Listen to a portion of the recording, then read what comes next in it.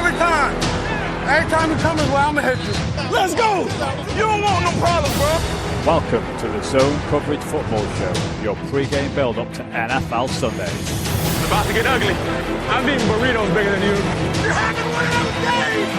Hey, baby, you're having one of those days. Coming at you live from Tees Towers is your host, Mark Tees. Good afternoon, everyone. Happy Pigskin Day. It is Sunday, the 27th of September, 2015, episode 55 of the show. Welcome along once again to the Zone Coverage Football Show. I'm your host, Mark Tees, and I'm going to be your guide for the next 90 minutes as we delve once again into the wonderful world of pigskin. But as you guys know by now, before we get into the nitty-gritty of the show, let's get some of the formalities out of the way. First up, if you are listening live, you've got a couple of options here. You can either listen back via the TuneIn app or the Spreaker app. And I've noticed you've got quite a few people listening via the TuneIn app, so good afternoon to all you guys. With the Spreaker app as well, that's another option that you can listen back live via. We do have a live chat room via that, so if you want to come over and join us in the chat room, just go over to Spreaker.com, sign up if you've got a Facebook, Twitter account. It's all free. And then simply search for the Zone Coverage Football Show and come and join in the chat room. So far in the chat room we have Terry and David. David, I should have messaged you in the week. I do apologise. I will get to that afterwards. Work's gone berserk at the moment. Also, John McDonald's joined into the chat room as well. So good afternoon, gentlemen. I hope wherever you are well. And you're all excited, ready for week 3 of Pigskin.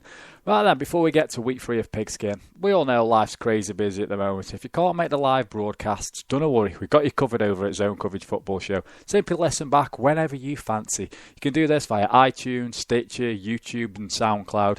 And also, whilst you're there, guys, hit those 5-star rankings, leave us a review. It helps bump us up the charts in those various formats, and it continues spreading the word, which is very, very much appreciated. Also, if you want to connect with me via social media, feel free to do so throughout the show. I'm a bit lax at the moment outside the show because work's just madness. And the regulars on there, it's like Big Brother where I work at the moment. As soon as you touch your phone, alarms go off and they come running down, slap you with a warning, and all that sort of nonsense. So just bear with me. I will get back to you, probably be the following day. Anyway, Twitter, at Zone Coverage FS. If you want to text in, you can do. The number is...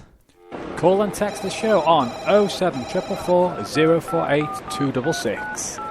So that is the number, 07444 048 266. If you want to call and text the show. The phone lines are now open. And also, if you are abroad outside of the UK, that is Skype me. That is Teecemister, Teece Mister. And again, if you are ringing this, it's a number on one of the big networks. So if you've got inclusive minutes, inclusive text, it's going to come out of there. If you are abroad, though, overseas, whatever it is, Skype me. That will save you a horrendous phone bill. Unless you're loaded, of course. Then feel free to ring the number. Whatever floats your boat. I really don't mind.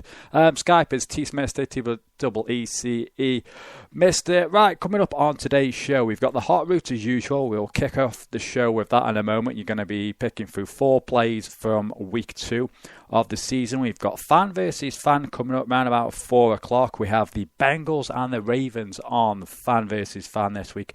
We have Mike representing the Bengals and Remy representing the Ravens. So we've got that coming up later on. Then around about 4:30, we're going to roll with some fantasy advice via the guys over from at Dundee NFL, 4th Down and Out podcast. They dropped another podcast this week, so I highly recommend you guys go and check that out. That's going to be around about 4:30. I do believe that Simon's going to be gracing the show with the information there.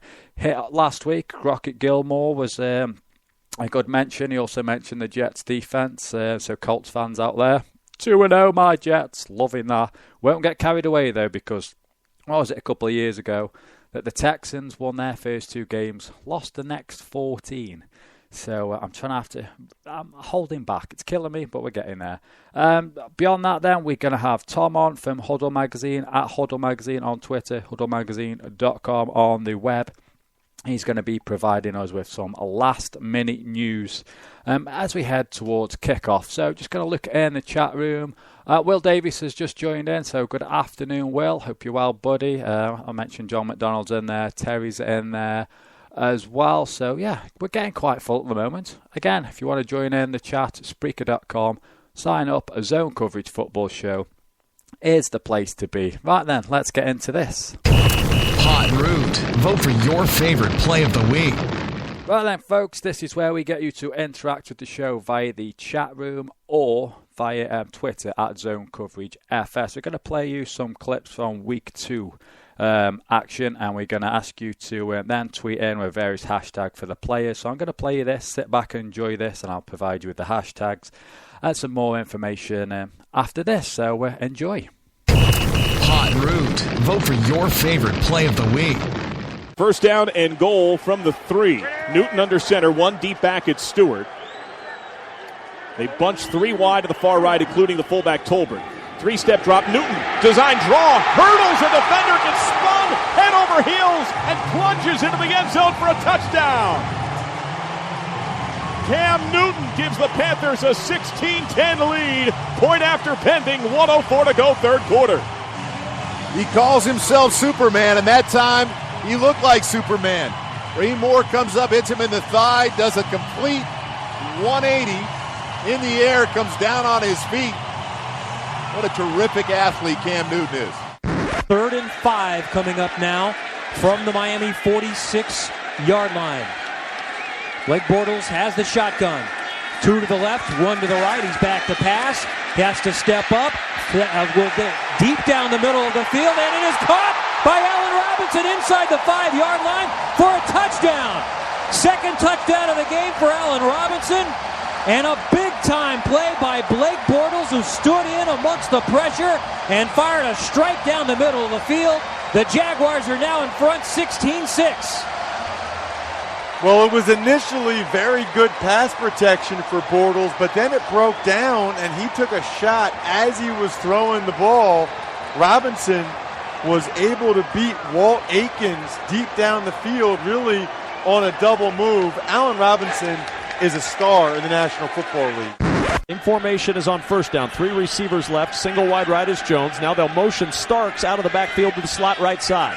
2nd and 15 from the 29-yard line. Rodgers flushed, flag down. Rodgers sets, throws for the end zone. Caught! Touchdown! Across the goal line, James Jones in the middle of the field. His 3rd touchdown catch of the year. And it's 6-0 Packers. The flag thrown right at the line of scrimmage. Looked like offsides. We'll see. Offside. Defense number 72. Penalty is declined. The result of the play. Touchdown. A fortuitous signing by the Packers when James Jones became available after the Giants cut him.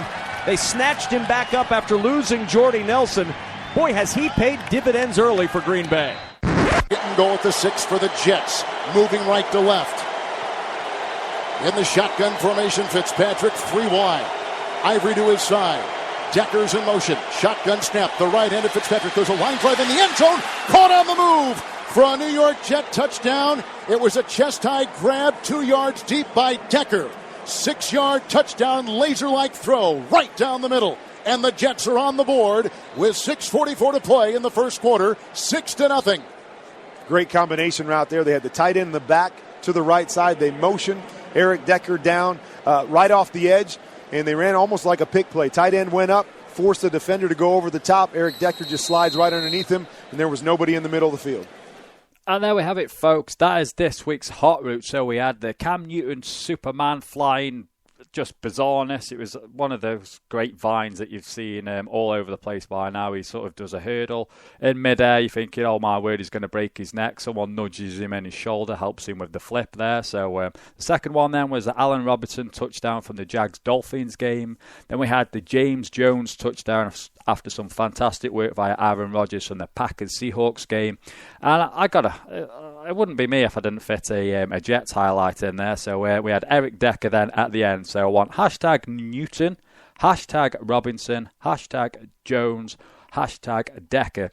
The calls then for those games, the Panthers-Texans come via John Sedak and Mark Malone. For the Jags-Dolphins, that was Kevin Lee, Ross Tucker. For the Packers-Seahawks, those calls are via Kevin Colger and James Lofton.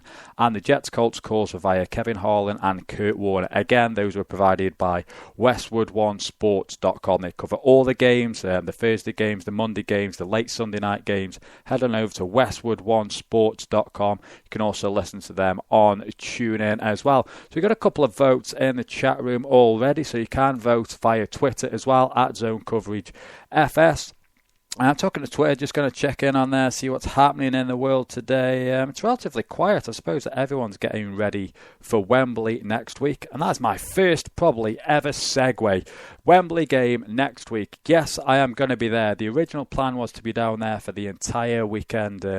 But I can't really say, unfortunately, because as things have turned out, the wife's dropped a new job over the course of the past week. So she's going to be working next weekend. But I'm going to be there. Myself, I'm planning on taking the old man down to his first ever NFL game. And the plan is to do the broadcast from outside Wembley via my phone. So that alone is going to be very, very interesting. So we're hoping to pull that off next week. It's going to be a time change as well. I'm going to do the show from midday till 1 o'clock. So if you're around about Wembley, you want to hit me up, come meet me, have a chat, drop on the show, feel free to do so. Talk to me throughout the week at Zone Coverage FS on Twitter, and we'll get that sorted out. Also going to try and do a live fan versus fan, and also I'm going to get the old man on the show as well and throw him under the bus and see what his thoughts are on the game going forward. So that is next Sunday, live, hopefully, from outside good old Wembley, 12 till 1 o'clock. So mark that down in your diary. I will probably hammer that out throughout the course of the week to remind you guys on. And talking of reminding you on, second segue of the day, Hot Route, hashtag Newton, hashtag Robinson, hashtag Jones, hashtag Decker for this week's Hot Route. Like I said, we've got fan versus fan coming up in around about 18 minutes time. Mike representing the Bengals and Remy representing the Ravens. We've got your fantasy advice, 4:30, and we top off the show with, what's it called now? The last minute news. So anything you need to know regarding team news, injuries, Tom from Huddle Magazine will have you covered on that. I'm also going to break down the games as well. I'm doing a little review on all the games for week 3 of this season. But before all that, let's get into some of the news. Let's find out what's gone on over the course of the last 7 days. NFL news. Right then, first off, last week, and what was quite possibly one of the most painful games of pigskin I've ever witnessed. It was that bad that even the wife commented on it. Tony Romo in this game against the Eagles. Cowboys, I'm talking about. Broken clavicle. On Tuesday, he was then placed on the injured reserve designated to return list. This move ensures that Romo will miss at least the next 8 weeks. He will be eligible to return to action for the Cowboys during the Week 11 matchup against the Miami Dolphins. In the interim, then, the Bills decided to trade for quarterback Matt Castle on Tuesday. The Bills sent a 2017 7th-round pick to the Cowboys for a 2017 5th-round pick as well. Also, the Cowboys promoted Callan Moore from their practice squad, and it's going to be a Brandon Weeden time. So it's going to be an interesting one. I do believe the last time Weeden started for the Cowboys, they lost at home to the Cardinals. So that's going to be, can the Cowboys sort of tread water until Romo and Dez return? It's going to be very, very difficult for the Cowboys going forward. Next up then, talking of quarterback injury news, we have Bears Jay Cutler. He's got a hamstring issue. This come about. His first pass that he didn't complete was a pick six, and he was trying to chase the guy down and did his hamstring again, out for 2 to 3 weeks. If you are a Drew Brees owner in the fantasy football like myself, I'm going to touch on fantasy football in just a moment. No Drew Brees this week. He has a rotator cuff injury, and I was at work Thursday night, just looking around as you do on the fantasy sort of site. I think, who have I got now? Ruben Randall for the Giants. He's not done a great deal, has he, this week? So I decided to drop him. Picked up Ted Ginn Jr. from the Panthers, and Ruben Randall decided to go off. So anyone in the Fantasy League for Zone Coverage Football Show, Ruben Randall's out there available to draft. I've got no quarterback, no points, absolutely nothing. So I am 0-2. I am the Eagles of the fantasy football world. We'll touch on that a little bit more later. I'll give out the scores and what's going on there. Up next then is the Dolphins. They've traded quarterback Will Davis to the Ravens. Miami will receive a late round draft pick. Ian Rappaport reported that. The Redskins, they're cutting their losses on quarterback David Amerson. The team announced on Monday that they've released him. He was a second-round pick back in 2013. And Tampa Bay's second-year tight end, Austin Seferian-Jenkins, he's expected to miss around about 4 to 6 weeks with a strained shoulder. So far, for the first couple of weeks, he's amassed 139 yards coming off 7 receptions, and he was building up a nice rapport with Jameis Winston there. So going to be interesting to see how Winston carries on into week 3. Bounced back after an iffy debut in week 1. Solid last week, so let's see how he goes on then. Eagles linebacker Kiko Alonso has partially torn his left ACL. I'm pretty unsure on how much time he's going to miss. I've not seen any reports since. The left ACL is the one that he did the previous year where he was out for, I think he missed the entire season if memory serves me correct. So still no news on the Kiko Alonso injury there. Next up then we have Ryan Fitzmagic. He's going to remain the starter for the Jets after Jets head coach Todd Bowles announced on Tuesday that despite Geno Smith's return to health after his broken jaw, it's Fitzmagic time over in New York, so we're going to see how that progresses. So far, so good, but the one thing that does worry me about good old Fitzmagic at the moment is he's got this thing for Brandon Marshall, and yes, it's working at the moment. We've all seen a little hand signals when he's got a one-on-one matchup and he's going good, but he's just too focused on Brandon Marshall. That's going to bite us in the rear end going forward. But that's down the line. Let's not worry about it at the moment. We're 2-0. It's not very often I get to say that. So that might be milked throughout the course of the next hour. Right then, what else do we have? We have, yes, the New York Giants. They've seen enough of Preston Parker. The team announced on Tuesday that they've released a slot receiver. He dropped 5 passes over the first 2 games, and if you'll remember that the Giants also released James Jones, who's gone back to the Packers and has just carried on where he left off from 2 years ago, in all fairness. Talking of players moving on, well, Cam Chancellor's moved off actually his sofa back to the training facility as he returned to Seahawks practice on Wednesday.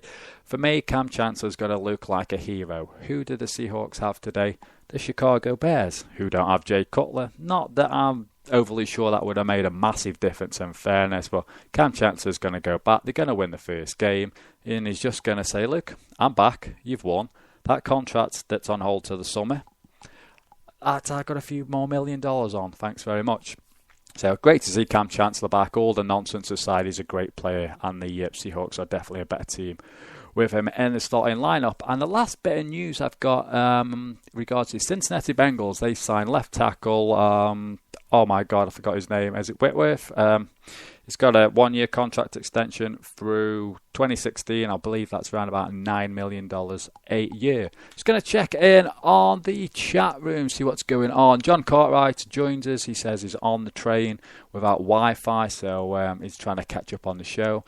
The chat page loads very slowly, so that's advice. If you are listening on a train and it's a bit of a nightmare, iTunes, Stitcher, YouTube, once the show is done, is probably the best way forward. I'm going to check in on Twitter at Zone Coverage FS. I've got 3 new interactions there, so let's see what's going on there. Before we do that, though, let's give you a quick reminder of the phone numbers for today's show. Call and text the show on 07444 048 266. And even with playing that advert, Twitter's still not loaded up on my phone. Thanks for that. So I'm still waiting to see what my actual tweets were about, and we've still got nothing.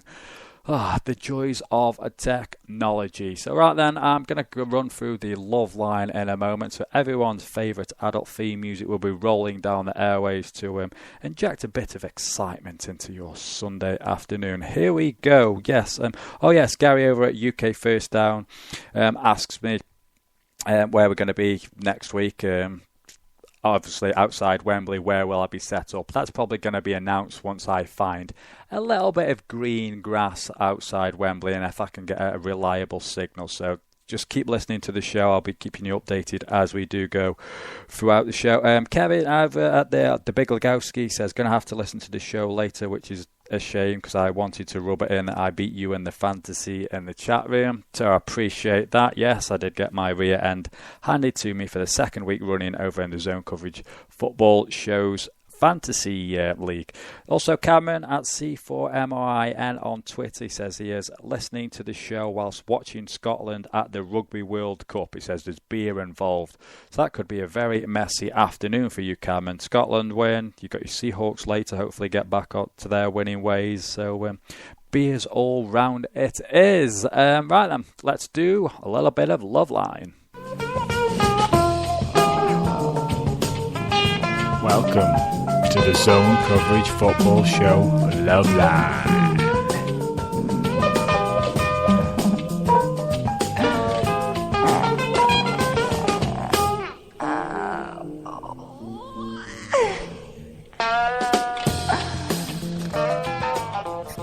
Alrighty then, there we have it, the Loveline. Again, if you are new to the show, the Loveline, it's not a dating service, and it's not like a review of the adult movie industry world. I'm sure that's I'll probably do a late night version of the show, I suppose. But yeah, we'll get to that sort of stuff down the road. The Loveline is basically where I decided that we get all these wide receivers, corners, and quarterbacks. They get all the money, all the praise and stuff like that.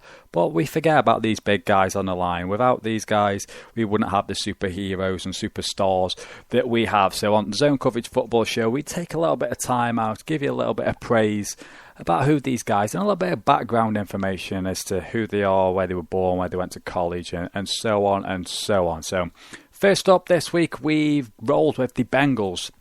And the guy that we are giving to some love to, I should say, is Russell Bodine. He is a centre for the Bengals. He is 6'3", 310 pounds. He was born in Woodbridge, Virginia. He went on to play his college ball for North Carolina,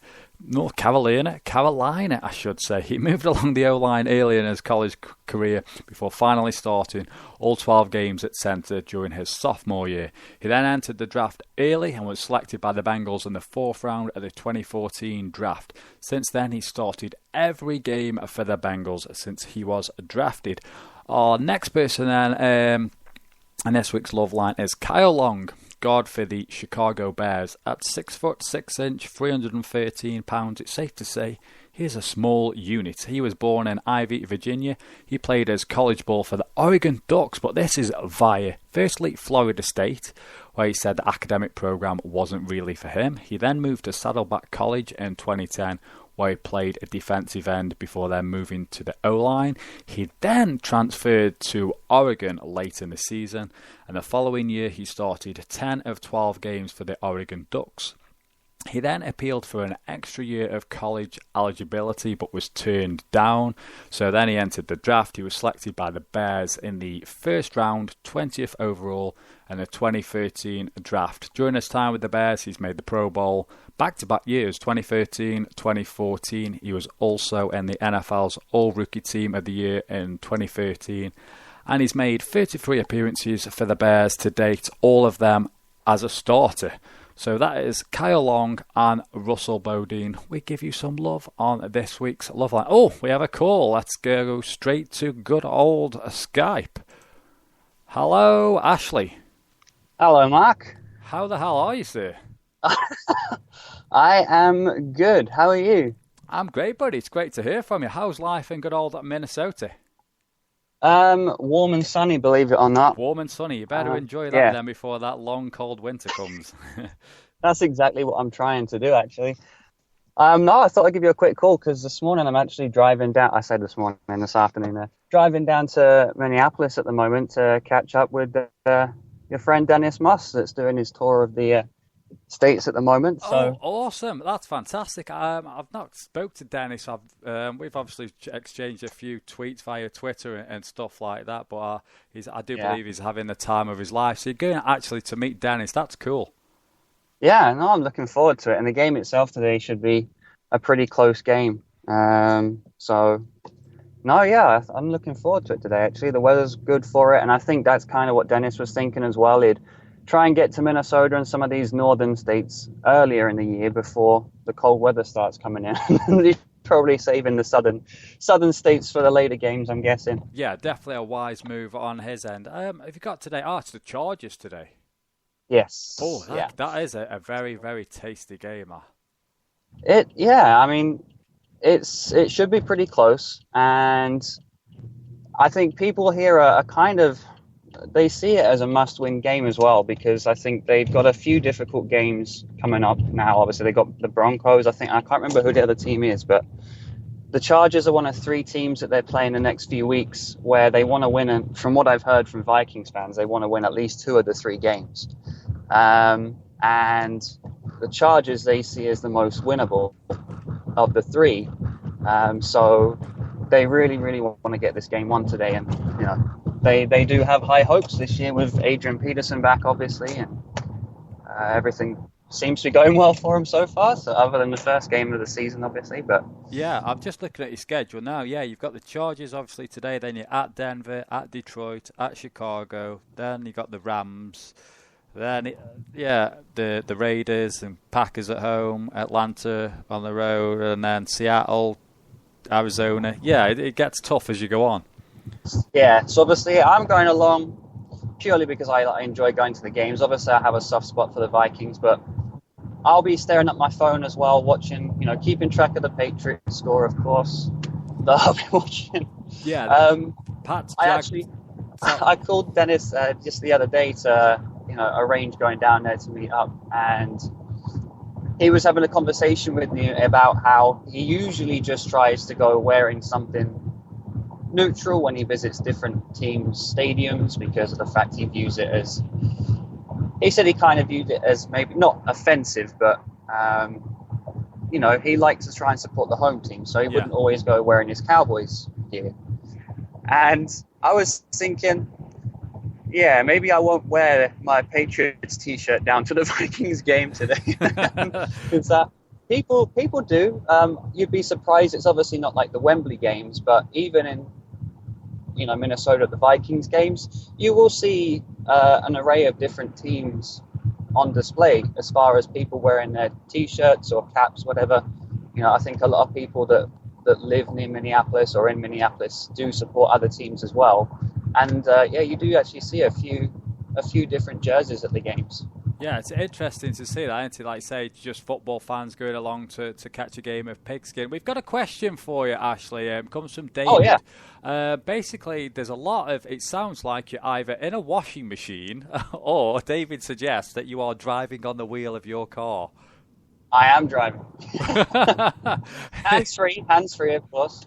Hands-free, yes, for legal reasons. Hands-free, of course. It just sounds a bit rough.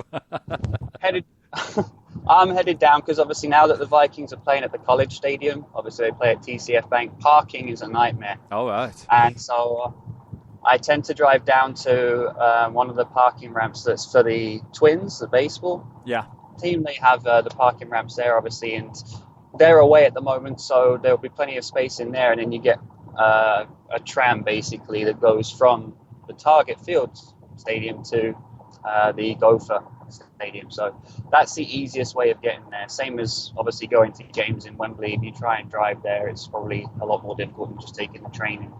So, yeah. So that's the plan. Yeah. So what do you feel about your Patriots then so far? Just switching gears here. Obviously 2-0 on the season. Put the Bills to the sword last week. Tom Brady looked like he could have dropped 50, 60 points on the Bills if he wanted to, in fairness. Did not look flustered one little bit.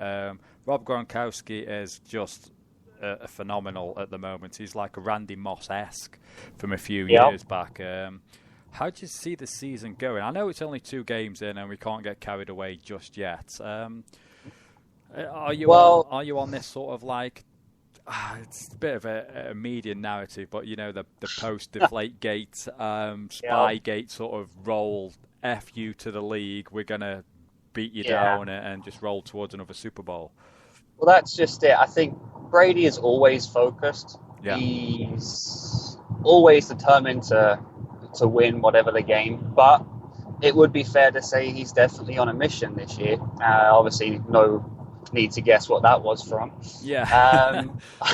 and not try to bring up something that you probably had plenty of discussions about already, but obviously going back to that.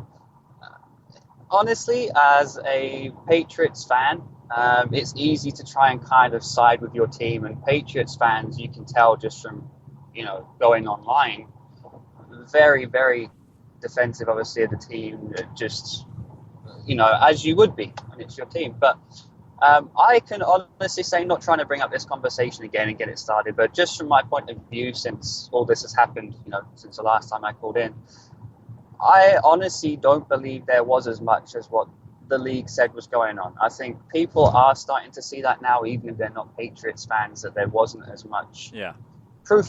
It seemed more like the NFL kind of had a point to prove, and some people seem to think that going back to the days of Spygate, which should now be in the past, they think that played a part in it, that they were just trying to prove a point. Yeah. Do I think that something may have gone on? I'm not naive, even as a Patriots fan, to think some of it sounded strange. And some of the responses that the organization sent out in regard to the investigation seemed quite funny at times, especially regarding, losing weight when referring to the deflator. I mean, it kind of, in my honest opinion, I always seem to believe that the truth is kind of in the middle. Yeah. And to be honest with you, it sounded like Brady had never cared before what PSI the balls were at. I believe he never even took much attention of it or had much attention given to it until a game with the Jets, obviously, years ago now, where they said that the game balls were inflated to something like 16 PSI. I think everyone knows now, looking back, that's where the original issue started. And if it was such a big issue, if the ball deflation was such a big issue, you kind of wonder why in the first place officials would even let game balls at 16 PSI into a game. Brady hated it. He complained quite strongly, it sounded like, to the equipment guys. And my honest point of view is, do I think that they would have actually tried to purposely deflate footballs below legal pressure? I honestly can say I don't. And it doesn't sound like, when they look into the scientific theories a bit more, it sounds like they weren't anywhere near as deflated as what they made out they were at first. But if you're a Patriots equipment manager and you've just been yelled at by Tom Brady for the balls being overinflated after the officials have checked them, would you perhaps just check the ball yourself and maybe take it down to 12.5 in case it's over before the game? Yeah, that makes sense. I can see is more likely. Yeah, and as a Jets fan, for me, it's just a couple of PSI. Who really cares? I say the balls in the second half of the game, you dispatched the Colts with ease and fairness. It made absolutely no odds. It's much ado about nothing. It's just sort of move on. Isn't it? It's madness.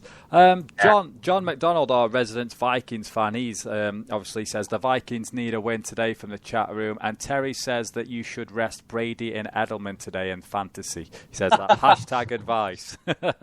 I thought he would. I wonder why. I went way too early with that DeMarco Murray pick, but some of the value you pick up in the later rounds, especially Brady and Edelman, I'm quite happy with those two for the start of this year so far. It could be worse. You could have Drew Brees as your quarterback, and you could have dropped Ruben Randall 2 hours before kickoff on Thursday, like I did. Yeah, that's true. Brutal. That's. But I just like you say. It's been a while since I called in, so a lot has changed here. The tickets to the game that we're going to today stayed pretty high. Last year, obviously, after the last time I originally called in, you'll remember the whole Adrian Peterson thing kicked off. And, I got tickets last year to games for $8 each. Wow. Like a $5. Literally, that's how much I paid. I had a group of us go late in the season last year because, they're at the college stadium. They didn't have the best of records last year. It wasn't horrible, but they didn't have the best of records. Then, no Peterson there. Ticket prices dropped. This year, there's a lot more optimism. And you know what? Not long after Peterson was suspended for, everything that happened there, a lot of the sports stores over here, his jersey was on sale for $30. And that's not the screen printed Nike ones. That was right. the authentic Nike jerseys Wow. were just dropped down to 30 because people in Minnesota didn't want to buy them. And it's quite ironic now that, you know, he's kind of like viewed as the comeback hero, especially again in today's game. It's crazy to think how quickly that's changed this year as well, how things have gone from a negative to a positive. But yeah, it's a new atmosphere over here for their team now. Ah, good to hear. Hope you get the win today. And actually, I have to pass on my best to Dennis. We're going to have to try and get him on the show over the course of the next few weeks and check in and see how he is. So enjoy the game. Have a safe journey in the washing machine. Thanks very much. I'll leave you with one question, or something for your listeners as maybe a future topic of conversation, even if not today.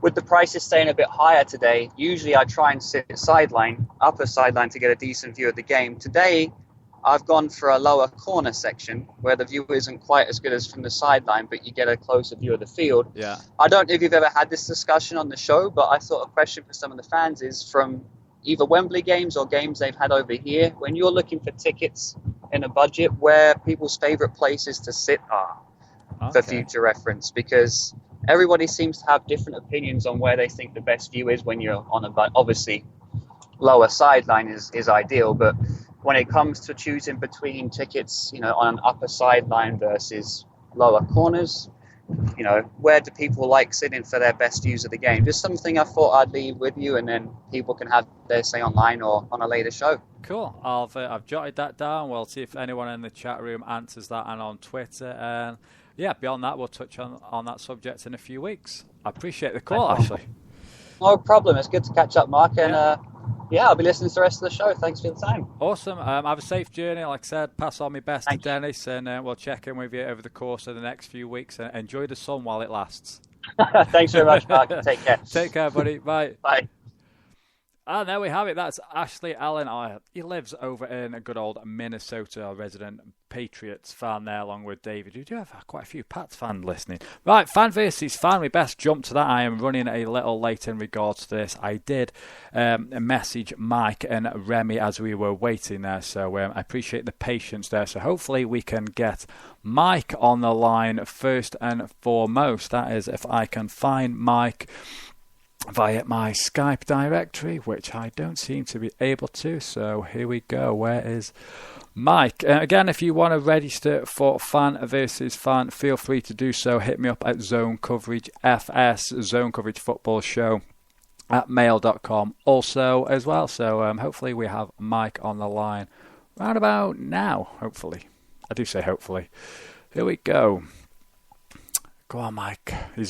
I'm informed that it is ringing Mike. So, like I say, Zone Coverage FS, keep those tweets coming in. Answer that question from Ashley. Where do you like to watch the games from? John McDonald's already answered that by saying the upper sideline. For me, end zone. If you like that sort of view, getting sort of the coaching tapes sort of view. We're still waiting for Mike to answer the phone. I was not sure what's going on there. We might have to go the other route first and talk to Remy. So, Mike, I'm not sure if you're listening, buddy. If you could answer your Skype, that would be very, very much appreciated. Hello. Hello, is that Mike? Hello, Mark. It's Mike here. How's it going, buddy? I'm good, mate. I'm good. I've just had a lovely beef roast dinner. Oh, just nice. Now, real Yorkshire puds as well. Real Yorkshires. Really pushing the boat out today. To be fair, I left a note for the wife and said, right, 4:00, put the meat in the oven. So by the time I'm done with this show, we're all good. So I'm with you on that train of thought. Mike, we do believe you were on the show before, but my memory's absolutely shocking. I didn't realise until after I searched for you on Skype. I'm like, he's already in my directory. So apologies on my end there. If you want to just give us a brief introduction to yourself, and the floor is yours. Okay, mate. Yeah, well, I've been a Bengals fan since probably about I think it was like 2003. After we beat chose my team after we beat what was then the 9-0 Chiefs 24-19. I can actually remember my own Bengals baptism that day, and it's just been followed them ever since. I run a Cincinnati Bengals UK page. Also run on the Twitter, which is Houday_UK. And it's HouDayUK@wordpress.com. Any Bengals fans listening out there don't know about us, check it out. We'd love to hear from you.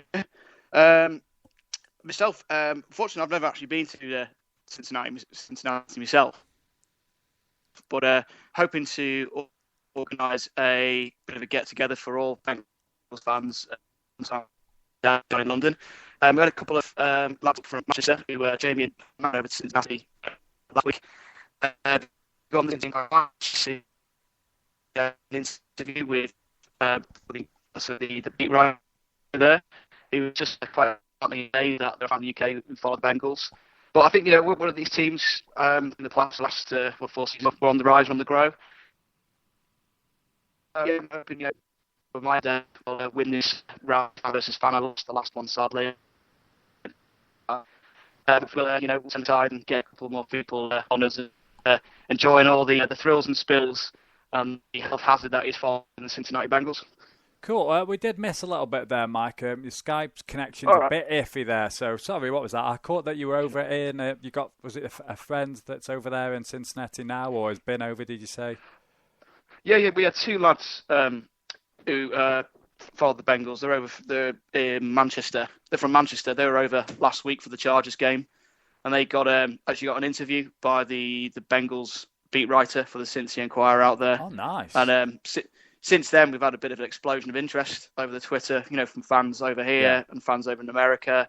So we're not one of the bigger teams in the NFL, but we're really, we're a tight-knit community of fans, and we all share the same common interest, that is the health hazard that is following the Bengals. It's never easy following Cincy. It's always it's always stressful. Yeah, I can imagine. As you know, Jets fan, I know all about the stress myself. Oh dear! I think you boys are going to get on then today. You never beaten the Eagles in the Jets' history. It's a things very bizarre stat. The only team in the NFL we've never beat. The Jets have this sort of thing to sort of pull at your heartstrings. On paper, I'm quietly confident, but as a Jets fan, I expect that you're up high, slapping the face, and the Eagles. I've got this thing where Mark Sanchez is going to come off the bench and leave a fourth quarter winning drive to rub salt in the wounds and eradicate memories of the butt fumble. So it'll be Eagles 7, Jets 3. Quite possibly, yeah. I'm hoping for the better game. I watched the Eagles-Cowboys game last Sunday, and that was painful viewing. So it was awful, wasn't it? It was not pretty at all. So I'll be honest, I'm hopeful for today. So fingers crossed, we'll see how it's going to go. Right, I'm just going to get Remy on the line as well then, Mike. So if you just take a back seat for a moment, and hopefully we can get Remy on the call. So, Remy, if you are standing by Skype, buddy, we are ringing you now. Again, if you want to join in on Zone Coverage Football Show, tweet me at Zone Coverage FS. I can see the little bubbles ringing, but we've got no answer as yet. Hello, Remy. Hello. Good afternoon, Remy. How are you, sir? I'm not too bad. Yourself? Yeah, very, very well. Mike's already on the line with us, as I'm sure you've been listening in. So, Mike, Remy, Mike. Hi, Remy. Hi. Right, Remy, as I gave Mike the floor earlier on, it's the first time on the show for yourself. You've got the floor. If you've got, tell us how you became a Ravens fan and any sort of work that you've got and you want to promote, feel free to do so. Well, I haven't actually been an NFL fan for that long. It was kind of like 4 years ago. My dad lives in Boston, and that the Patriots were kind of my first team, but when I actually started paying attention to the game and when I played Madden and Ray Lewis was on the intro, that's when I started liking the Ravens. Yeah. And then I currently write for Ebony Bird on Fansided, which is great for all Ravens fans. And then they have you have a site for every team. So any fan of any team, I recommend checking that out. So that was it. At Fansided. Yeah, Fansided. Yeah, cool. That's yeah. So that's a bizarre sort of story then. Falling in love with the Pats at first, and then sort of you swung over to the Ravens. Not really falling in love with the Pats. Okay. You had an awkward first date then. Can we put it that way? Yeah, that's probably better. That's fair enough.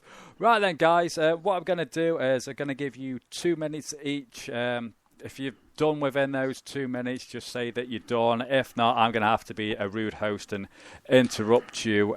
Mike, as I rang you first, I'm going to give you the floor first, if that's good with yourself. Yeah, sure, mate. That's cool. Yeah, cool. Right, if I just find my stopwatch. Right then, Mike, your 2 minutes begins now. Why are the Bengals going to win? Well, the Bengals are going to win, mates, because quite frankly, we're bossing the top of the division at the moment. And this team, 4 playoff appearances in a run, we know nothing but success. First game of the season, the Bengals, they not only beat the Raiders, they destroyed them. The Raiders didn't even get into the Bengals half until the fourth quarter. So what did the Ravens do the following week? They managed to concede 37 points against Derek Carr and Amari Cooper and the rest of the Raiders.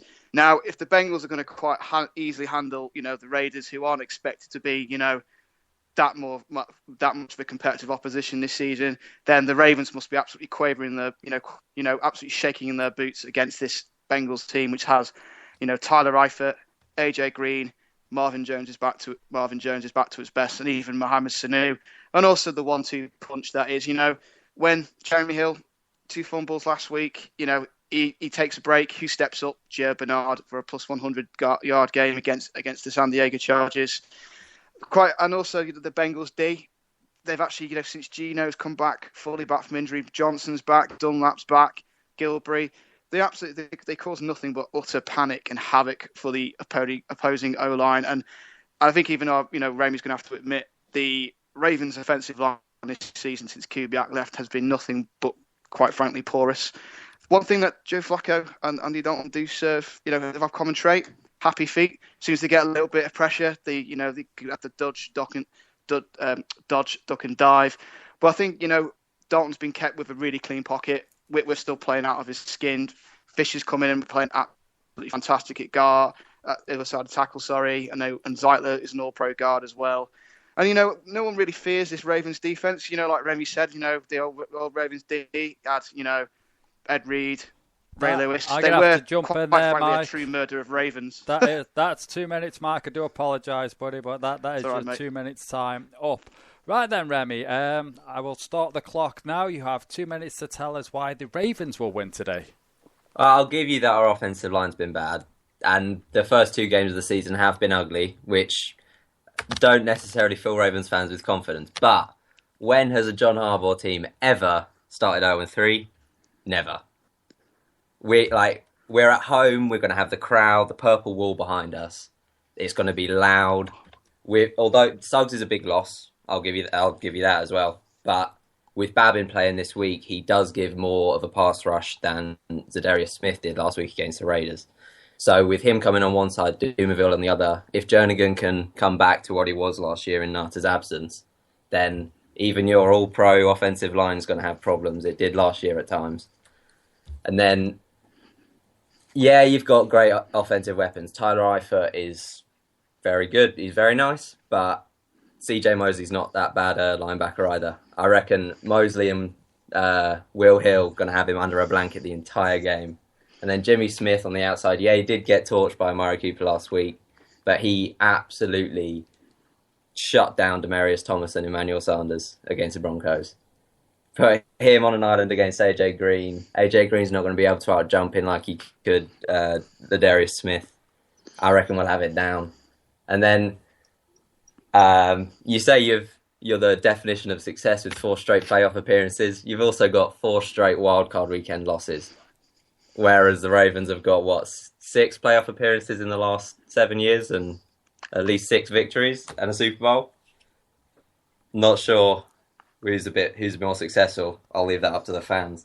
But I think ultimately this game's going to be close. It always is. It's the Bengals and the Ravens. I reckon if it comes down to fourth quarter and the Ravens have the ball on offense, I reckon Joe Flacco, Joe Cool, touchdown drive. Crockett Gilmore's been not too shabby either. That is 2 minutes. Sorry to jump in there, Emmy. Great. Right. I like this one. This week's fan versus fan. It's a tough one to call. A few guys, I'll give you a minute or two if there's anything you want to say to each other before we start the voting. Well, when you say, definition of success, you've got to look at it from a Bengals perspective. In the 90s, we were absolutely toilet. The Browns have taken on that mantle, so any sort of playoff appearances the last couple of years has been a success. But I do take your point, Remy, about 6 out of 7 seasons. But that was yesterday, mate. That was with an old team. This is the new reality, mate, and the power I think has shifted over towards orange and black. Last season the Bengals did sweep the Ravens, and that was with Eifert wasn't playing. In fact, when Eifert did play against the Ravens last season, he was tearing them to bits. I don't think, most teams have to end up covering AJ Green. I think, Eifert, Green, even, Marvin Jones just gives the Ravens too many problems this afternoon. And I think that's where Sizzle, with being out, he had that organisation. He was the guy who, got them, motivated the Ravens going, he's not there. This is I'm not saying the Ravens going to be bad. It's too much fun to do this afternoon. I agree. I have to admit that I'm not as optimistic as I always am about the Ravens at the moment. The first 2 games, the inconsistency between them has not been brilliant. But I think John Harbaugh's always been a coach who's managed to rejuvenate his side. He's managed to bring us together when we've needed to, even if the odds are against us. So I think the chances of us having back-to-back inconsistent games is very low. But the Bengals are a great team this year. I wrote an article for Ebony Bird a couple of days ago previewing the Bengals, and I got nervous writing it. You have a very good team, but I just think I think the resolve of the Ravens under John Harbaugh showed his entire tenure with us. I think we'll be able to bring it together in our home opener, and we're great at home in September. 13-1. Right there, gents. I'm going to jump in because I could listen to you go back and forth. You've already got some praise in the chat room. A couple of guys saying great arguments there. I've sent a tweet out then, and it's hashtag Mike, obviously representing the Bengals, hashtag Remy representing the Ravens today. Get as many people as you can to tweet in at me. I do not accept retweets, so make sure it's a straight up tweet to @ZoneCoverageFS. I'll give the winner of this a call back around about 20-25 minutes. And before you go, gentlemen, I just want to say, fantastic argument, one of the best ones we've had so far. And thanks for coming on the Zone Coverage Football Show today. Thank you. Good. Thanks for having us. All right, good stuff, Remy, mate. May the best team win, which will be Cincy. Had to get one more jab in. I reckon it'll be a good game. I'm looking forward to it. Yeah, it'll be good. They always are. I hate the Steelers as well. There we go. We have something in common there. There we go. That's it. Common ground is found. Hate the Steelers. Get that in. Brilliant, brilliant. On that note, with this common ground Steeler hate, we'll leave you guys to it. Thanks again for coming on, Remy, and thanks, Mike. Cheers. No worries, mate. Bye. Bye. And there we have it then. This week's Fan versus Fan. It's a belter. Hashtag Mike, hashtag Remy. Get your votes in and now. So the votes are already underway. That was a good one. 2 fantastic arguments there via the guys. So much appreciated. Again, if you want to be on Fan versus Fan, hit me up at Zone Coverage FS. You can Facebook me, drop me an email, zonecoveragefoootballshow@mail.com. It would be very, very much appreciated.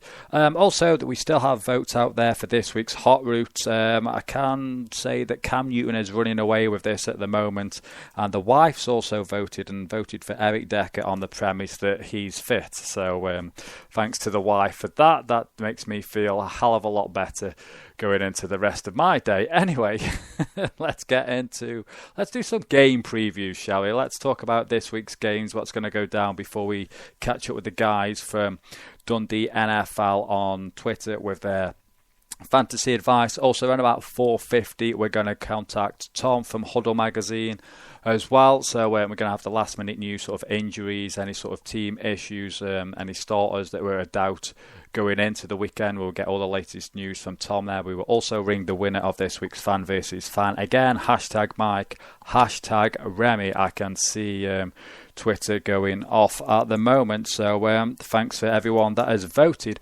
Game previews. We had the Thursday night game. A game I didn't manage to catch up on. The Giants won that one 32-21. I do believe that Kirk Cousins wasn't all that through yet another couple of picks. Is that more picks than touchdowns? That record's still going. And from what I've read, that the Redskins are sticking with Cousins going forward. So it's going to be interested to see if they fall to 1-4, something like that. Will the chance for RG3 become too much? Can he sort of rise from the ashes, so to say, and become a hero of Washington after falling down? It's going to be interesting to see what happens going forward there. But the first game then I've got written down on my docket is the Falcons at Cowboys. Both teams here sit at 2-0 going into this one. As we all know, the Cowboys have a major injury issues.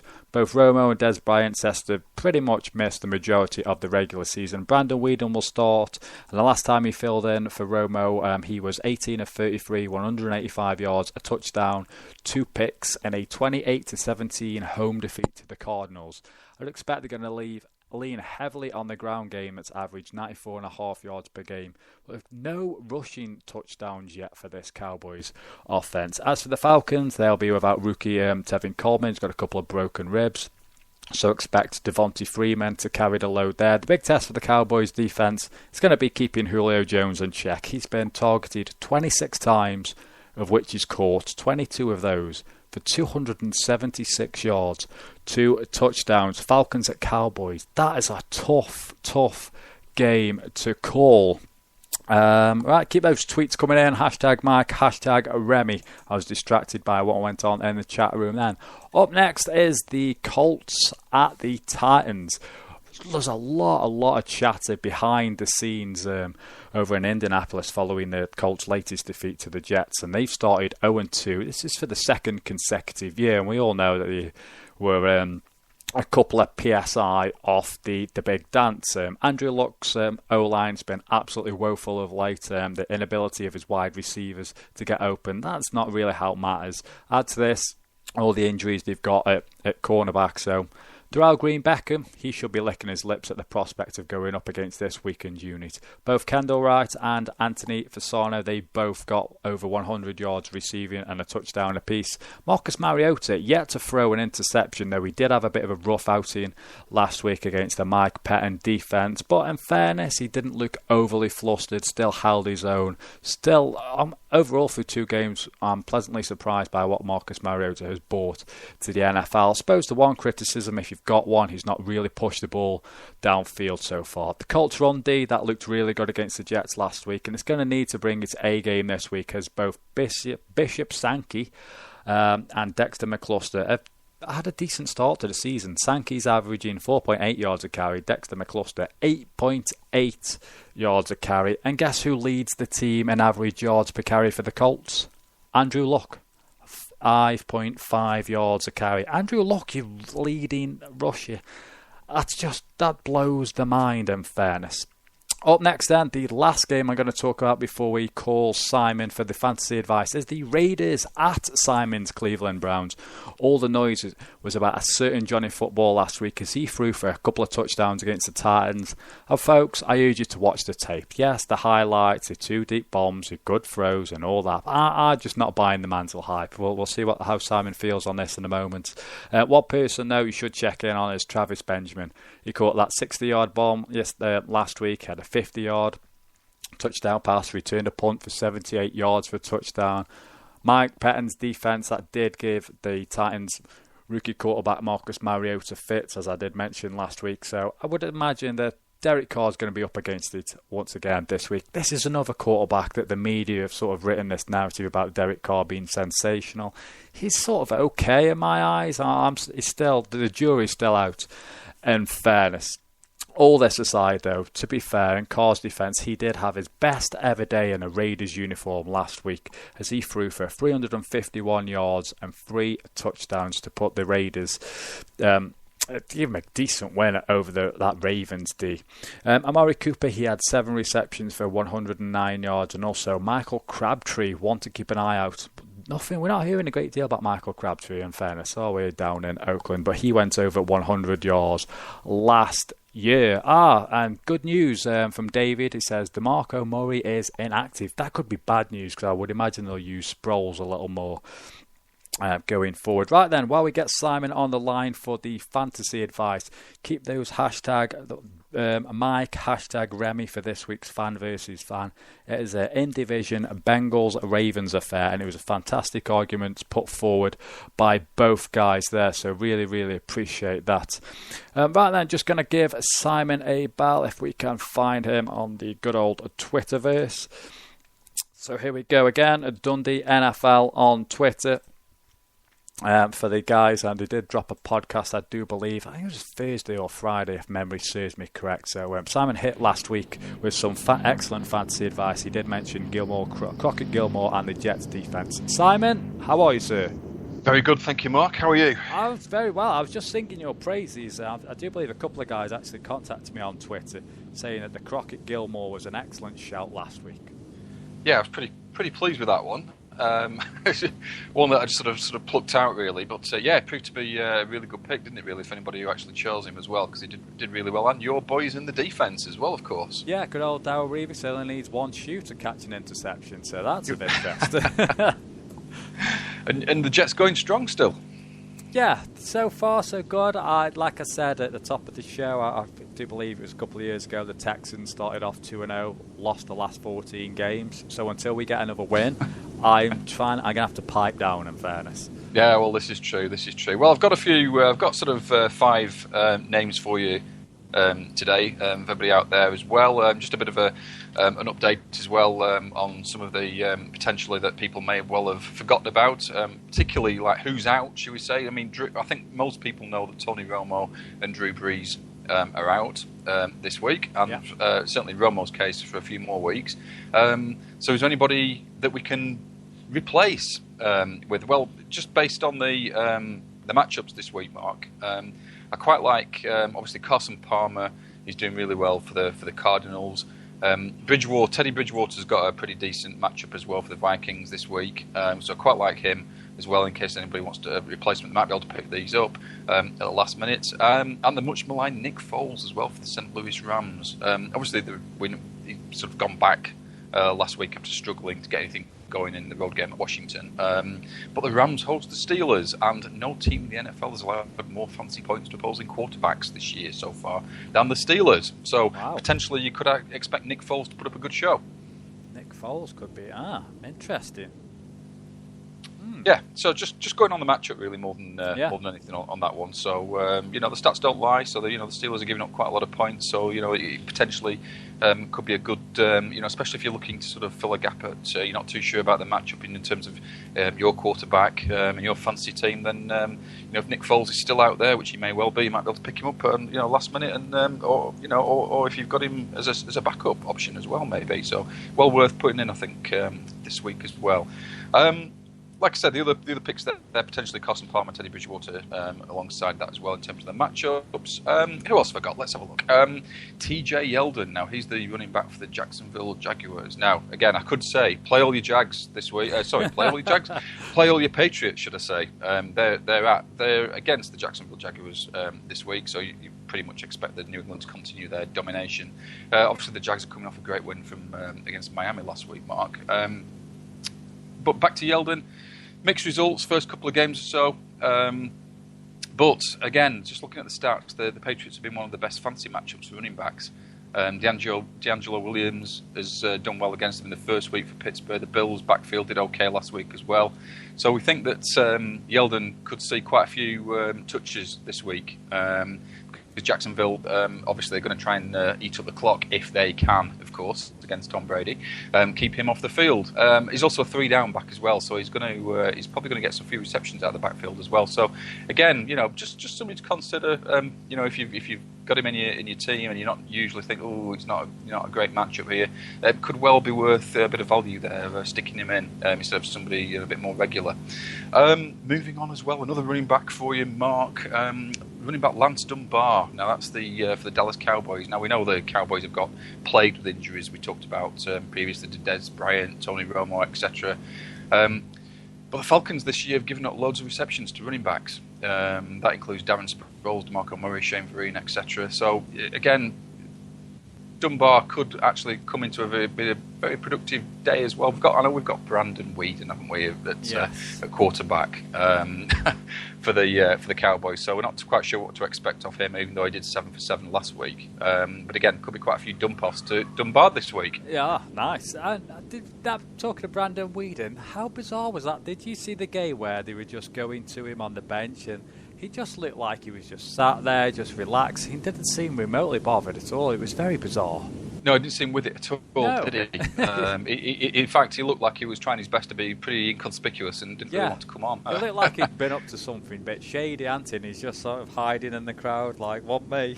Yeah, well, this is it, exactly. So, let's just see what he can do this week. Obviously, they've drafted him Matt Castle as well, haven't they? Just to see if Weeden doesn't work out. I think that's a bizarre move by the Bills, because Tyrod Taylor, he's very keen to use his legs and run and when he gets flushed out the pocket. He's going to get hurt, and it's going to be EJ Manuel time. I think the Bills might have dropped themselves in it there without actually realising it.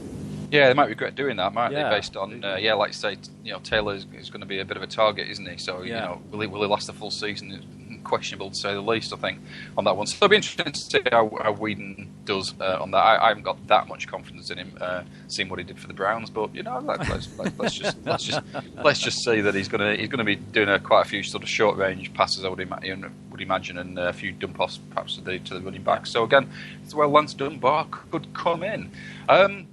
Moving on to the wide receivers. Leonard Hankerson, everybody remember him? The Atlanta Falcons. Yeah, well, the Falcons have got the NFL's number 3 rated passing offense at the moment. Now, they're playing the Cowboys. Now, what were the Cowboys going to do here with, how they're going to match up with Julio Jones? They're obviously going to probably double team him, I would imagine, which possibly could leave sort of one-on-one man coverage on the other side of the field, and that's where Leonard Hankerson could come in. What about Roddy White? People are saying, well, he's not been sort of as noticeable this season, Roddy White, as he has been in previous years, so he's playing a bit of a less of a role. Which means that Hankerson sort of has taken over pretty much, certainly in the first 2 games, of the sort of the backup role, the number 2 wide receiver role, which most people probably haven't even noticed that as well. So again, he could find a lot of possession, a lot of targets to Hankerson this week, and he probably might likely to pick him up as well before the games start today. So again, if anybody's out there struggling for a wide receiver with a good matchup, Leonard Hankerson could be the one for the Falcons today, Mark. I'm jotting all this down. See, I needed this advice in the week when I don't know if you heard earlier where I dropped, what's his name now, Ruben Randall, and swapped him for Ted Ginn Jr. Yeah, that hurt. Yeah, I'm sure it does. Right, that's pretty much it. I think I've got one more for you today. Before I just do a brief recap of what's going on. Indianapolis Colts. Now, obviously, not starting very well, 0-2. They've got to come good at some point, I would imagine. Hopefully it's going to be this week in terms of fantasy value. Dante Moncrief, he's sort of one of the many Colts wide receivers that's available to Andrew Luck. Obviously Andre Johnson has been struggling. T.Y. Hilton's been struggling as well because he's been injured. Again, Moncrief could come into his own today. Moncrief has got a touchdown each of the Colts' first 2 games, and he's got 13 catches for 168 yards. That's not too bad for a sort of a number 3 wide receiver. So you might be able to sort of again see if you can pick him up, or if anybody's already got them in the teams that doesn't really consider playing him on a week-to-week basis. Then the matchup's pretty good at Tennessee today for the Colts as well. A 6 p.m. kickoff for us. So yeah, Dante Moncrief could well get some value today as well. Like I say, just repeat what he's already done. First 2 games, 13 catches, 168 yards. Could have some good value today, Mark. Awesome stuff as always, buddy. Yeah, not bad. I mean, just to people remember really, because we tend to forget that who we got in, we take him for granted. Really, we mentioned the quarterback situation before as well. Yeah. Obviously. Le'Veon Bell's back as well, isn't he, this week for the Steelers as well? So again, if you've got him in your team, don't forget, put him in your team rather than have him on your bench. But again, unless you're playing me, then just forget all that. Yeah, I mean, and of course, D'Angelo Williams has been a really good sort of fancy backup as well, hasn't he, really, for Le'Veon Bell? He's done really well in the first couple of weeks for the Steelers' top-ranked offense as well. So, again, how are they going to, how the Steelers coaching staff going to actually put them both together? How are they going to split time? You know what they should do? You should trade him for the Cowboys, because the Cowboys would probably pay good money for him right now, pick-wise. Yeah, they probably would, wouldn't they? Absolutely. Yeah, absolutely. And I bet he can probably throw the ball better than Brandon Weeden anyway. So they're both roles. So yeah, just from a fantasy perspective, it's just interesting just to see if you've got D'Angelo Williams. You know, he's done really well for the first 2 weeks, but Bell's back, so it'd just be interesting to see what happens there. Of course, DeAndre Hopkins is questionable as well, I believe, today. Don't forget Jay Cutler's out if you've got him in your team as well. So again, just in terms of replacements on there for the. For what you've already got and you might have forgotten about. So, again, just have a look at the injuries and just see who you've got in your team there as well. And just I just got to add one last thing in as well. Travis Benjamin, who was saying the wide receiver for the Cleveland Browns, he's had stellar starts. Yeah. 4 touchdowns, 3 receiving, 1 on a return. Doing really, really well. If you've got him in your team or you've drafted him in at sort of short notice after his sort of efforts for the first 2 weeks, don't forget that he had most of his success when Johnny Manziel was throwing to him. Well, Johnny Manziel isn't playing today, unfortunately, for us Browns fans. Josh McCown's back, and he's less likely to be throwing deep downfield to Benjamin. Yeah, it could have a knock-on effect. And John McDonald in the chat room says, thanks for the Bell reminder. That could have been disastrous for him. Oh, there you go, you see. Yeah. Simon. So that's it. Yeah, that's it for me. Yeah. Awesome stuff as always. I do believe you guys dropped a podcast again this week, so we highly recommend that you guys go and check that out. Yeah, Fourth Down Now podcast, Dundee NFL.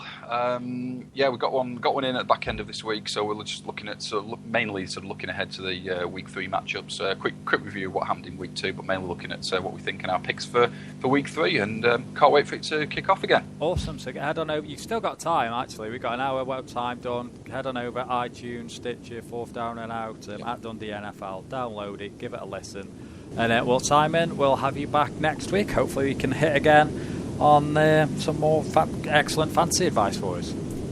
Fingers crossed, you never know. Awesome. Good luck to your Browns today, buddy.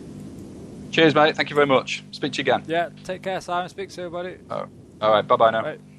There we have it then. That was your latest fantasy advice, courtesy of Simon from at Dundee NFL. And talking about Dundee NFL, I missed a tweet from the guys. They also mentioned as they did in the chat room as well, that DeMarco Murray is out and Ryan Matthews could be a decent flex running back too. That comes from the wee man Russell, so much appreciated there. Again, keep these tweets coming in for the Fan versus Fan, hashtag Mike, hashtag Remy. Last couple of minutes before I give the winner of that back. And then we have Tom from Huddle Magazine rounding off today's show, round about 8 to 10 minutes time.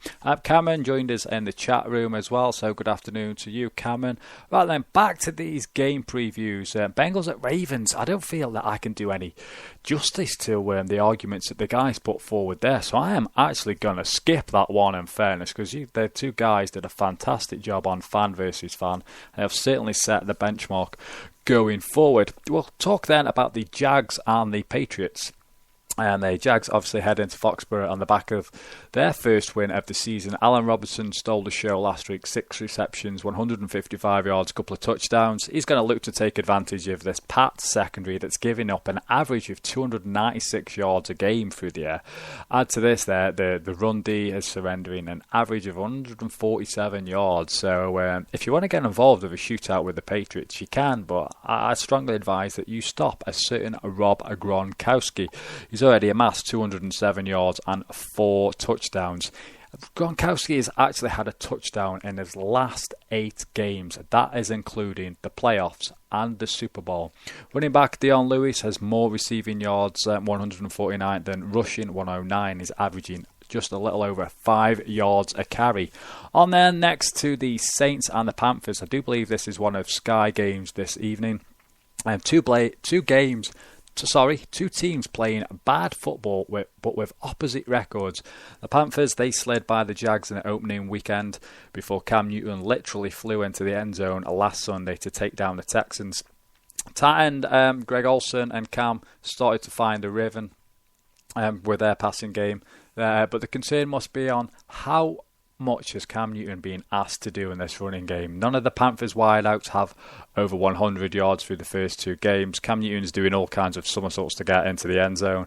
As for the Saints, it's just a mess. Their defense has followed on from last year's form. They're missing key players. They're giving up an average of 4.3 yards per carry, 15.6 yards per reception. And as for the offense, the usual creative Sean Payton looks to be running a very, very vanilla offense. And obviously Drew Brees was injured last week. And this team have yet to score over 19 points in a game, which is very, very un-Saint-like in fairness.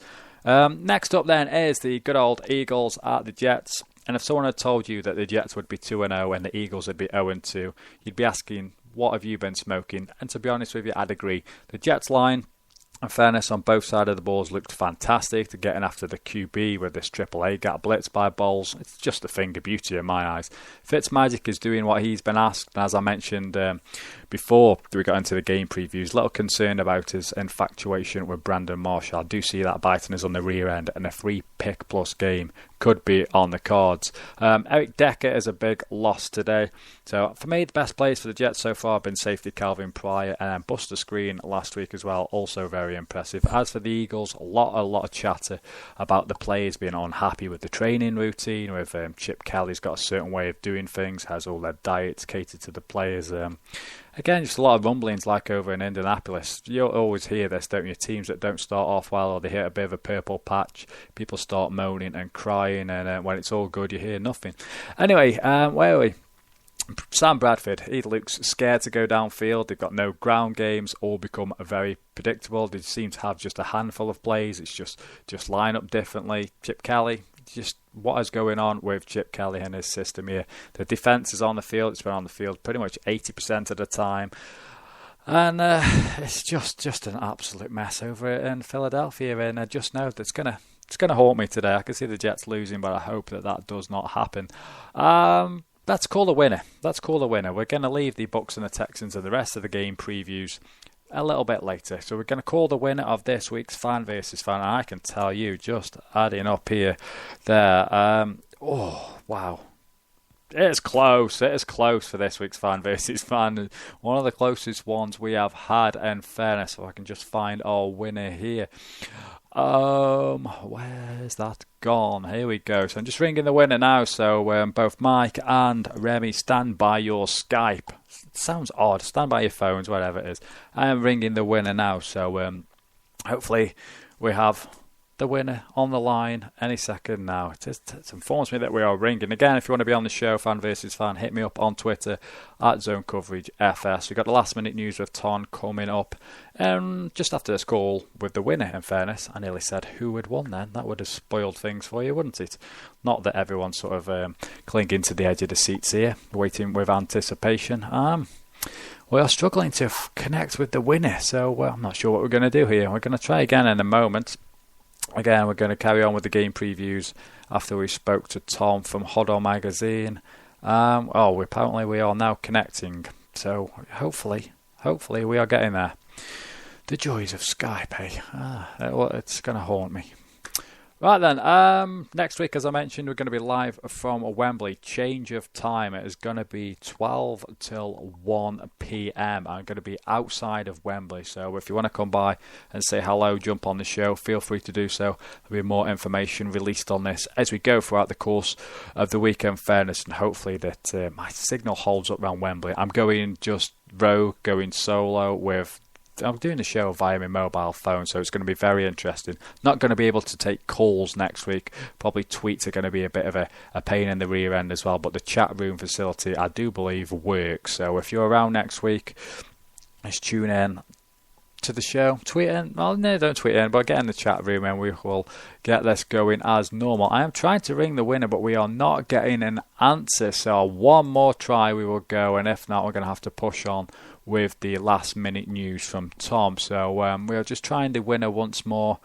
If we can't get a connection, we will just have to roll it on. We'll announce the winner, and it's unfortunate we've not been able to speak to him. Doesn't seem like that's going to be happening, in fairness. So Right then, I will end the call there. There's nothing happening. So I will give you guys the winner. It was Mike. Mike, you did win this week's fan versus fan, and it was extremely close. I did try to ring you, buddy, but unfortunately, no connection there. We did have a bit of an iffy start with Skype, in fairness, didn't we? It was a bit sketchy here and there. So now it's about time we got Tom on the line from Huddle Magazine. Get ready for your last minute news as we head towards kickoff, a little over an hour and 10 minutes away from today's game. So again, if you want to get a tweet in, we still got the hot route and fairness. We haven't had a vote on that for a while. Hashtag Newton, hashtag Robinson, hashtag Jones, hashtag Decker are your hot route selections this week. And again, if you did miss it, Mike, representing the Bengals, he won this week's fan versus fan. Again, massive thank you to Mike for coming on the show, and a big shout out to Remy as well coming on the show. Both excellent cases they put forward there. So right then, we're going to call Tom now, and hopefully we can get him on the line. And here we go. So last minute news from Tom. And we will round out the show with I think Bucks Texans we've got to go, and another one as well. So we're pretty much done. There we go with ringtone, so that's always a good sign. Hello, Tom. How are you, buddy? I'm all right, mate. How are you? I'm good, Tom, mate. How's life been treating you? How's the little man? I do believe he was your lucky charm last week for the Jaguars. Yeah, he came out of hospital, as you know, he was premature.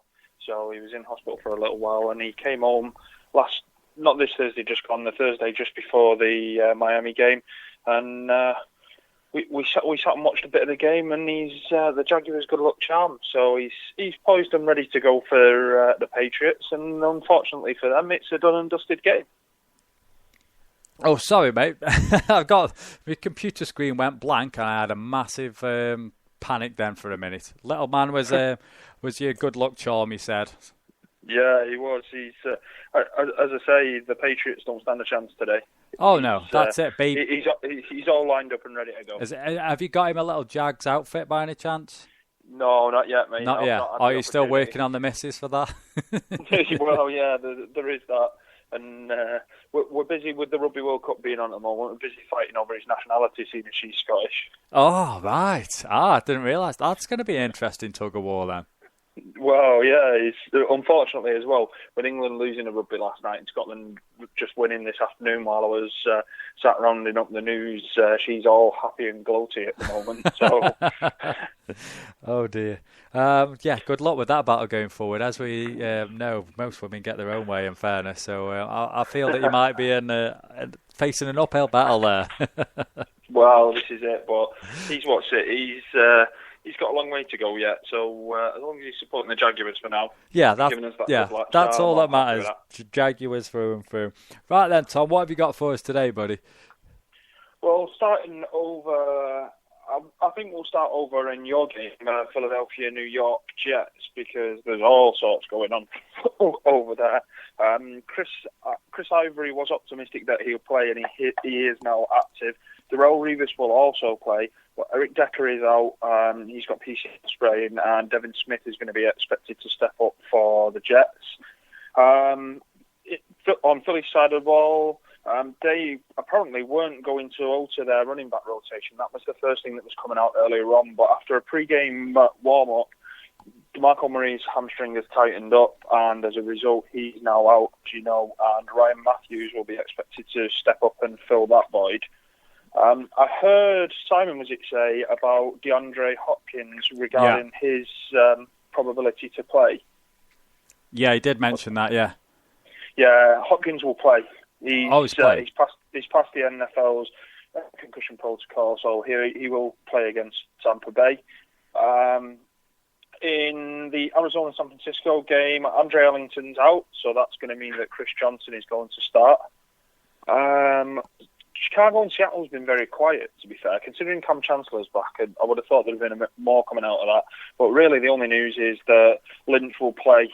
After popping up on the IR with a calf injury earlier in the week, he's declared he's going to play. So that was a little bit bizarre, but I don't know. Buffalo and Miami, it's all on the Miami side of things that we're hearing things, which is good considering they're going to be in London next week. If they're quite free with their information, that's going to be good for us. Running back Lamar Miller had an ankle problem. He will play. Tight end Cameron Wake, who's struggling with his groin, will also play. So 2 positives there if you're a Finns fan. New Orleans, Carolina, Luke Heasley's still out with the concussion protocol, courtesy of my Jaguars. And Jonathan Stewart is returning today. Drew Brees obviously out for New Orleans, but he's actually been going through the warm-up process in the same way that he normally would if he was going to start, and he will lead the pre-game huddle and chant and general working up for that. He's also a long shot for the Giants next week, so it could be a longer-term impact than has been expected. But Sean Payton's come out and said that the team are hungry, anxious, and have their backs against the wall, which will all feature into them playing a good game and getting over that 0. So we'll see how that goes. I mean, we hear that quite a lot, don't we? Yeah, we do, yeah. Speaking of my Jaguars, Jacksonville at New England, we all know that's a foregone conclusion that Jacksonville will win that, courtesy of my little man. But left tackle Luke Joeckel is a game-time decision, as is guard Brandon Linder and safety Jonathan Cyprien for the Jaguars. Joeckel was out on the field just as you were ringing me, going through warm-ups, went back in and was asked whether he'll play, but he's not given anything away. And Cyprien was going through his pre-game test as well, just as you rang me. So if there's Jacksonville fans listening out there, then you know, these game time decisions should be coming up pretty soon, so I'll be keeping an eye on them. Hit us at Huddle Magazine on Twitter, and I'll give you a shout as to what's going on. Pittsburgh at St. Louis, all around Todd Gurley in that game. He's worked out pre-game, he's good to go, and he's going to be featuring for them today. So that's good news for St. Louis, as he'll make his first NFL start. In Pittsburgh, as you mentioned, Le'Veon Bell's back from suspension. They're playing against the Pittsburgh run defense that's 30th in the NFL right now, so that's going to be great for Pittsburgh's running game. I did hear you speaking on the fantasy again from Simon about what sort of Le'Veon Bell can expect to get, and Mike Tomlin's come out today and said that it'll probably be a 50-50 shared load. Wow. So that gives you, if you fantasy guys who are listening out there who are listening to Simon or looking to do anything there, that gives you a bit more of an inclination as to where he'll stand. Cincinnati and Baltimore. A lot of news from Cincinnati. Not in terms of their actual injury status, because they don't seem to have any major worries. More just the vocal stuff, the quotes that we usually get. Dalton apparently has been more vocal and more of a leader, according to Hugh Jackson. He's got more of a bite about him, and has even took a bite out of Jackson in the week in practice. So they're saying that Dalton's becoming much more of a leader, and that's a positive for them. Jackson's also said, as he's the running backs coach, that he'll be using Jeremy Hill today as the workhorse of the team. So again, another interesting one if you've got Hill in your fantasy. Baltimore will look to run, and the key is to neutralise Geno Atkins on the other side of the ball. They're going to throw a lot of different looks at him to do that, so they're looking to target Geno Atkins to open up their running game and take a little bit of the pressure off Joe Flacco. And finally, Atlanta and Dallas. Obviously, all the news is around Romo and Whedon. Just some stats for you, because you know I love stats. This will be Whedon's 22nd start. He's 5-16 currently as a starter. He's lost 8 straight games, and his last win was the 12th of September 2012 against the Chiefs.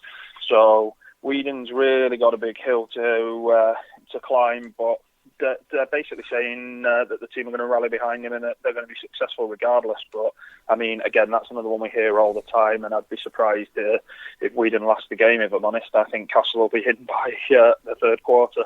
Yeah, it's definitely going to see some action. Say again, mate. I say it's definitely going to see some action. If it's not this week, it's going to be like, say, next week or two, something like that. Yeah. I'll be very surprised if Whedon comes out for the second half and plays us that. But we will see. On Atlanta's side of the ball, Julio Jones hasn't been limited this week in practice, so he's fully ready to go. And speaking to Brandon Carr, he said that he reminds him of Des Bryant. So the praise that you would expect that goes to Julio Jones. Yeah, and high that praise wraps indeed. me up. A lot more news than I thought I had, actually, in truth. When I look at the amount of time it took me to get through that, I didn't think I really had much in the way of news, but apparently I did. So there we go. Brilliant, as always, Tom. Speaking of news, Wembley next week, obviously you're there in the press box. Have anything sort of lined up for listeners-wise? If you want to follow you on Twitter, at huddlemagazine.com, any insight you've got for us? Yeah, I mean, on Friday, the teams arrive on Friday over into the UK, and they're both practicing at the same time on Friday afternoon, so I'll be at one of the team's practices, and we'll be taking some video from that and obviously asking some questions of the players, etc. So there'll be some stuff on our Twitter and Facebook pages, so there'll be stuff coming out of the practices on Friday. I mean, in general, they don't give too much away, so don't expect me to be telling you what the first 15 plays of the game are going to be for the teams. But, we'll hopefully get some snippets for the listeners. And then at Wembley itself, obviously, I'll be down there before the game, so I'll be milling around as the players arrive and trying to see if we can get some information, figure out what some of the exclusive stuff, see what we can't get out of there, and I'll see what I can't get over to you by email as well, because I know you said you're broadcasting live, didn't you, from Wembley, so we'll see if I can't get some information out via the show. But if you're wanting to hear what we're up to and what we're doing at Wembley, then it's get to our Twitter or Facebook page. Twitter is at Huddle Magazine, and our Facebook page is facebook.com/Huddle Magazine UK. So get over there, like or follow our page, get onto our website and pick up the information. That's where to find us. Awesome stuff. Hopefully next week we can figure something out, get some info from yourselves, and I do fingers crossed that the show does go as planned. It does have the potential to be an utter car crash, so that's my warning there. Your disclaimer to go out there before you start. Yeah, because it could be, because I'm going to be relying on a phone signal, and we all know how bad the phone signal is around Wembley, so it could be. So if you see some idiots... This is it, mate. This is it. The only other thing I can suggest to you is find a broadband hotspot and hit that. But yes, I mean, that's a good idea. It's just one of those things that you'll have to figure out. In all honesty, having experienced the Wembley press box, the Wi-Fi in the press box isn't that great, so it wouldn't be any help for me to say route it through the Wi-Fi there. Yeah, that's last year fair when we were there, we struggled, didn't we, with the Wi-Fi? I'm sure we'll be all right. So if you see some guy dressed head to toe in Jets gear with a microphone in one hand and a phone in the other hand, it's probably best avoid me, in fairness. To be fair, depending on timings, I'll probably come and find you outside Wembley, because obviously I can come and go out. Yes, that could be a good idea. Yeah. So I'll probably just appear and drop in on you at some point and take a seat for a bit of a chat. But it depends on where you are and you end up. But I'm sure we'll figure that out during the week. We'll get that nailed down as we go. Tom, as always, mate, thanks for coming on and doing the news. I'll speak to you as we go throughout the week. Hopefully we can get something sorted for Wembley. Good luck to your Jags tonight. I do feel you're going to need it. Hopefully the little man can carry on that luck that he brought to you last week. Yeah, cheers for that, mate. I'll catch you later in the week. And again, as always, thanks to the listeners for listening to me rabbit on for the last 10 or so minutes. And you know where we live, huddlemagazine.com, and all the associated links for our social media are on there as well. Thank you. Awesome stuff. Cheers, Tom. Take care, buddy. I'll speak to you soon. Mate. Bye-bye. Bye, mate. There we have it, as Tom said, at Huddle Magazine on Twitter and huddlemagazine.com. Mike from the Bengals at @Houday_UK Twitter account, who was on this week's Fan vs Fan, he did swap some messages as I was talking to Tom there with the last minute news. Was going to try and get him back on the show for the last few minutes, but I've sort of running over, folks. I'm going to have to forego some of the game sort of analysis that I'd got for you as well. Bills Dolphins there on your Sky later at 9:25. We have the Saints and the Panthers as the early game. The late game is the Broncos at Lions, 1:30. So if you're playing an all-nighter, that is the game for you. Then on Monday night, the Chiefs at the Packers, 1:30 a.m. kickoff. So apologies there to Mike, who won this week's Fan vs. Fan. I'm not going to be able to get back in touch with you there, buddy. But thanks again for coming on the show. And to Remy, who was a worthy competitor on this week's Fan vs. Fan, representing the Ravens. I will tweet those guys out earlier, so if you want to give those a follow on Twitter, keep an eye out on @ZoneCoverageFS, and we will get that information out to you. Again, if you want to come on Fan vs. Fan, feel free to do so. Hit me up Twitter, Facebook, email. Hot route wise, Cam Newton won the hot route. Everyone thought that Superman flip into the end zone for the touchdown was the play of the week from week 2. Thanks to Simon and the gang over at Dundee NFL for all the latest news. We also had Ashley, our resident Pats fan, along with David, who's just left the chat room, calling from Minnesota. He's off to meet Dennis today. So at AZ Bowden for Dennis's fantastic journey, 31 stadiums in the season. Keep an eye out for Dennis there, hoping to connect with him over the course of the next few weeks. And again, next Sunday, folks, change of plan, 12 till 1. It's going to be 30 minutes shorter than usual. I'm going to try and get this sort of your heart route on. I'm going to try and do Fan vs. Fan live. So it's, like I said, it's got disaster written all over it. We're going to give you some game previews. Hopefully we can get Tom outside of Wembley. And if you guys are in and around Wembley and you want to come on the show, have a bit of a natter and so on, feel free, hit me up and we'll try and arrange something and figure something out, and hopefully we can get a show up on the air. If not, we can't do a live show, I would definitely do a podcast maybe on the Monday, something like that. So either way, if you don't get one next Sunday, we're 99% sure that we will get one, but if not, there will be something on Monday, so fear not. I do believe that people could hear me chewing earlier on, so apologies if you could hear me chewing. It's very difficult at times to grab a drink whilst talking for an hour and a half, so I'd got some gum in, so apologies there. Probably went under the radar, but just let you know anyway. I'll peek behind the curtain. That pretty much wraps it up for today. So massive thank you to everyone that once again graced the chat room, and for everyone that's sort of retweeting the show once I put that out there. The numbers have been fantastic. Every month the numbers go up, and that's thanks mainly to you guys. Also, thanks to everyone that keeps partaking in the Fan vs. Finally voting on that, the heart route as well. Thanks to at Dundee NFL for their insight fantasy wise, and to Tom for his excellent update in regards to the news, players' injuries, and so on and so on. And I will see you all next week in good old Wembley again, 12 till 1 o'clock next week, live from Wembley. Keep an eye out for that one. So I'll be tweeting as we go throughout the course of the week. So that's it. Enjoy week 3 of the season. Let's see what this week brings us. Good luck to all your teams. Unless you are an Eagles fan, then I wish you nothing but misery for today and today alone. Next week you can win, but for this week, just take a week off. That would be very much appreciated. My end. And again, thanks to all that listened today. It's been another fantastic show. 90 minutes has flown by. So, Terry says he hopes to ambush me next week. Yes, take me up on that, Terry. That'd be great to put a face to the name and so on and so on. So please, like I say, keep at me at Zone Coverage, FS, Facebook, all that sort of usual nonsense. I'm off because I've got my dinner in the oven. I can smell it. It smells fantastic. Enjoy week 3 of Pigskin, and we'll see you next Sunday, 12 till 1. Until then, hustle, hit, and never quit. Today's show is brought to you by ZoneCoverageFootballShow.com. If you're missing the live shows, then fear not, as you'll find us on iTunes, Stitcher, SoundCloud, and now YouTube. Don't forget to subscribe and leave us some feedback. And until next Sunday, hustle, hit, and never quit.